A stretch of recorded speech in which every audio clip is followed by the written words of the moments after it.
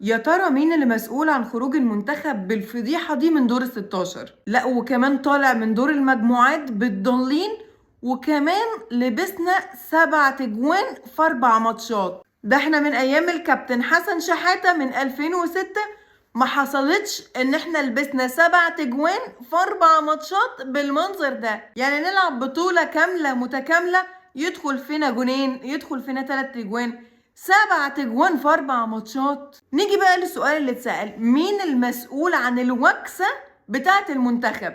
انت لو جبت عيل صغير كده وهتقوله يا حبيبي تفتكر مين المسؤول عن الفضيحة بتاعة المنتخب دي، عارف هيقولك ايه؟ هيقولك عمو حازم امام. مش احنا الكبار، لا العيال الصغير يقولك عمو حازم هو المسؤول. ليه حازم امام هو المسؤول؟ ببساطة علشان هو اللي جايب روي فيتوريا. هو ليه فيتوريا بياخد الرقم الكبير قوي ده؟ بصراحة عقده مبالغ فيه جدا، عقده كبير وكمان عمره ما درب منتخبات. احنا اول منتخب يدربه فيتوريا. طيب بعد الوكسة السودة دي هل فيتوريا هيمشي؟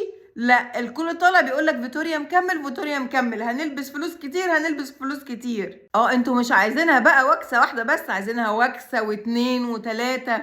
طيب حصل اللي حصل وطلعنا بفضيحة من دور ال16. حد طلع من اتحاد الكرة يعتذر؟ طب حد طلع يقول فلان هو اللي غلطان وهو هيمشي؟ طب حد طلع قال ان فلان غلطان وهيتحاسب؟ طب حد طلع قال احنا غلطانين حقكم علينا؟ طب حد طلع عنده اي سنس ويكلم الناس اللي دمها اتحرق دي؟ هو ليه مفيش مسؤولية؟ هو ليه مفيش ثواب وعقاب؟ هو ليه الغلطان مش هيتحاسب؟ طب ليه محدش معبر الجماهير؟ ولا قبل البطولة شجع مصر شجع مصر شجع مصر وخلينا ورا منتخبنا، واعلانات اعلانات قد كده.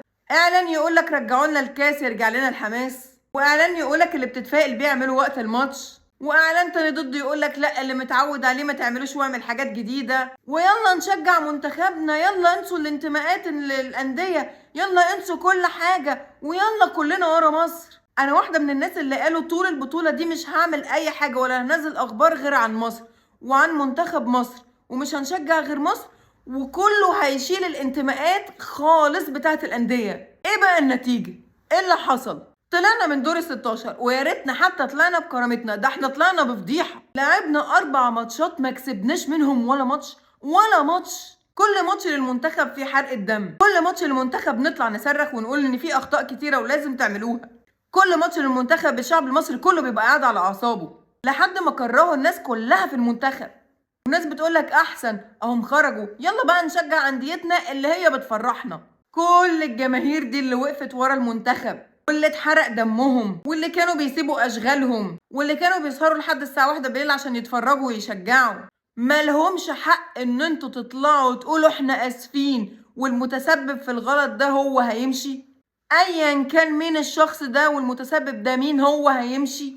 منتهى الاستخفاف بالناس ومنتهى عدم تحمل المسؤولية. عمر ما هيبقى فيه خير في المنتخب طول ما هي دايرة بالطريقة اللي هي دايرة بيها دي. وده اخر الكلام.